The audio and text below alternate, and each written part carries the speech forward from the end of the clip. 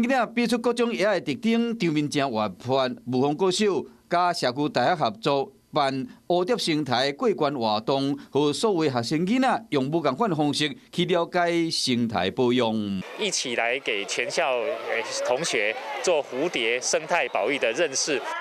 学校除了请社大也会配合志工来做解说，有学生家己变为小小解说员，替全校同学做解说，要学生囡仔透过5大关卡。去了解野的生存甲生活之道，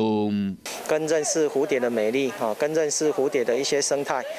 让他们可以更了解这个环境的重要性。老师会给我们建议，让我们重新的把内容改一下，一直练习，到了今天才可以讲得那么顺利。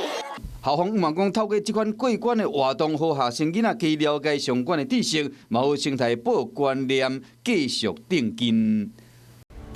我是陈雅玲，想要跟我一起从零掌握天下事吗？赶紧按下华视新闻 YouTube 频道的订阅按钮，开启小铃铛，跟我一起探讨公共议题，给您最专业的华视新闻。